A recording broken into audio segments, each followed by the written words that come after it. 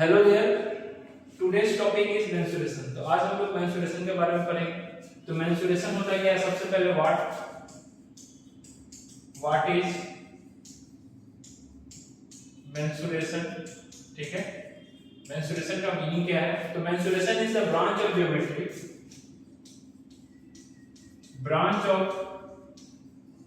Geometry, that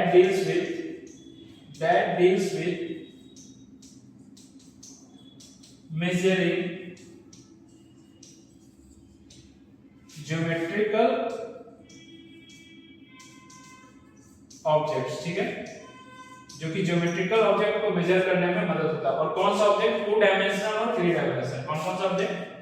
2 dimensional और 3 dimensional. ये दोनों ऑब्जेक्ट को मेजर करने के लिए जिस मैथमेटिक्स ब्रांच ऑफ मैथमेटिक्स को हम लोग पढ़ते हैं उसको हम लोग मेंस्ट्रुएशन कहते हैं। ये कहां आता है? ज्योमेट्री के अंतर्गत आता है। क्या क्या मेजर करना है? तो डेफिनेटली हम लोग 2-3 चीज ही करते हैं। सबसे पहले पेरीमीटर मेजर करना है, फिर एरिया, और थर्ड इज वॉल्यूम। जनरली इन्हीं चीज को मेजर करने के लिए हमको पढ़ना है।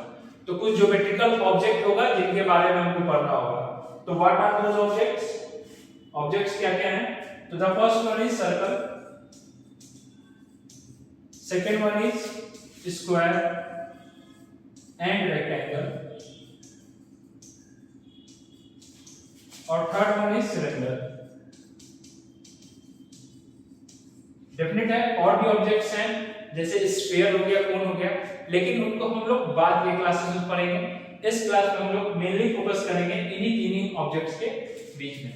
तो सबसे पहले सर्कल। सर्कल को कैसे ज्योमेट्रिकली रिप्रेजेंट करते हैं सबको पता है,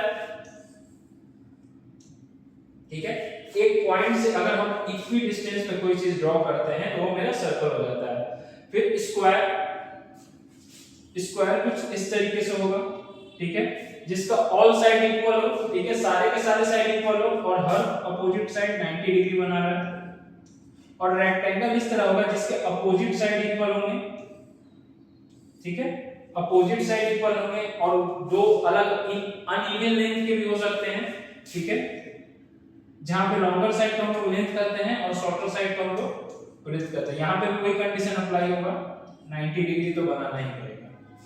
और सिलेंडर कुछ इस तरीके का एक सर्कल नुमा चीज जिसको इनकम्पास किया जा रहा है 2 लाइन के बीच में, ये मेरा सिलेंडर हो गया, ठीक है। तो इन्हीं 3 ज्योमेट्रिकल ऑब्जेक्ट्स के बारे में हम लोग पढ़ेंगे और इनके कुछ फार्मूलास को देखेंगे।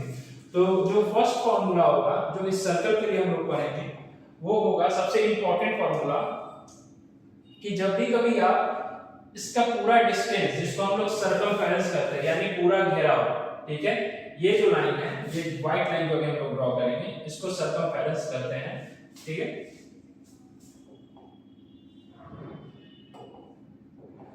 इसको हम लोग सर्कमफेरेंस कर रहे हैं। तो फार्मूला होता है मेरा सर्कमफेरेंस अपॉन डायमीटर। अब डायमीटर किसको कहते हैं? तो जो आपका सेंटर होता है, सेंटर से जो स्ट्रेट लाइन पास कर रहा है, ठीक है, सेंटर से जो आपका स्ट्रेट लाइन पास कर रहा है उसको डायमीटर कर रहे हैं। और वो सर्कल के दोनों बोथ एंड पे इंटरसेक्ट भी करना चाहिए उसको, ठीक है, इसको डायमीटर कर रहे हैं, एक्सीड नहीं करना चाहिए, यही दोनों के बीच में ये यहां पे इसका एंड होगा, ठीक है। तो circumference upon diameter is equal to किसके बराबर होता है? पाई के बराबर होता है। सेकंड फार्मूला होगा पेरीमीटर किसके बराबर होगा? Perimeter is equal to 2 times pi r. Area of circle is equal to pi r square या और पाई डी स्क्वायर अपॉन 4, ठीक है। तो अभी फिलहाल ये मेरा इंपॉर्टेंट फार्मूला है, इसको याद रख लेना है, 3 फार्मूला। अब आते हैं स्क्वायर और रेक्टेंगल के पास, ठीक है। तो स्क्वायर का फार्मूला होगा पेरीमीटर का, ठीक है। तो यहाँ स्क्वायर का फार्मूला लिख रहे हैं और यहाँ पे रेक्टेंगल का फार्मूला लिख रहे हैं। तो पेरीमीटर का क्या फार्मूला होगा? स्क्वायर के लिए मेरे पास सिर्फ तो इस perimeter is equal to 4 times a, where a is length of the side, ठीक है, ये मेरा a है। जिस तरीके से यहाँ पे हम लोग डाया इसको डिनोट किए थे, ये स्ट्रेट लाइन को, उसी तरीके से लेंथ मेरा a से डिनोट कर रहे हैं। और यहाँ पे रेक्टेंगल के लिए P is equal to 2 times L plus B, जहां पे ऑलरेडी ये डिनोटेड हो गया। Second one is area. Area is equal to square के लिए A is equals to A square, ठीक है, ठीक है, यानी कि लेंथ का स्क्वायर। और पेरीमीटर ये सॉरी रेक्टेंगल के लिए एरिया होगा मेरा A is equal to L times B, ठीक है, लेंथ इनटू ब्रेड्थ। तो ये दो इंपॉर्टेंट फार्मूला रेक्टेंगल और स्क्वायर के लिए हो गया, जो आगे के हमारे लेक्चर्स में मदद करेंगे। Third one is cylinder. तो सिलेंडर के लिए सिंपली पेरीमीटर इसका क्या होगा, तो सबसे पहले तो हमको ये नापना पड़ेगा इस वाले हिस्से को। तो यहाँ पे पेरीमीटर ना नाप के हम लोग टोटल कर्व सरफेस नापते हैं, ठीक है। तो कितना इसका कर्व सरफेस होगा वही यहाँ पे पेरीमीटर का काम करेगा। तो इसका जो कर्व सरफेस होगा, कर्व सरफेस, उसका फार्मूला होगा, देखिए सबसे पहले ये सर्कल, नीचे वाला सर्कल, और सर्कल का पेरीमीटर का फार्मूला मेरे को दे रहा था, नहीं सॉरी कर्व सरफेस के बारे में बोल रहा है। तो कर्व सरफेस जब बोल रहा है तो हमको एरिया कंसीडर करना पड़ेगा। तो इसका जो एरिया होगा वो होगा पाई आर स्क्वायर। फिर इस बड़े वाले सर्कल का area plus pi r square, ठीक है। अब चूंकि ये पूरा सर्कल राउंड की तरफ कंसीडर करना है हमको, इसका लेटरल एरिया कंसीडर करना है। तो ये होता है मेरा, आपको दिखाने के लिए, समझाने के लिए एक सेकंड यूज करना पड़ेगा हमको।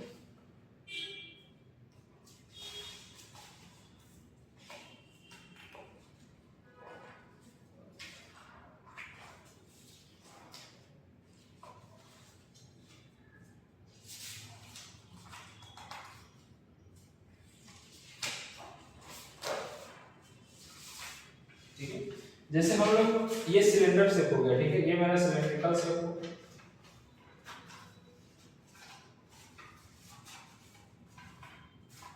ये मेरा सिलेंड्रिकल शेप हुआ। और अगर इसका कर्व सरफेस का एरिया निकालना होगा तो पहले तो इसका निकालना पड़ेगा, इस सर्कल का एरिया पाई आर स्क्वायर हम लोग लिख दी। फिर इसका एरिया निकालना होगा, वो क्या होगा मेरा, ये पाई आर स्क्वायर, इसको लिख दी।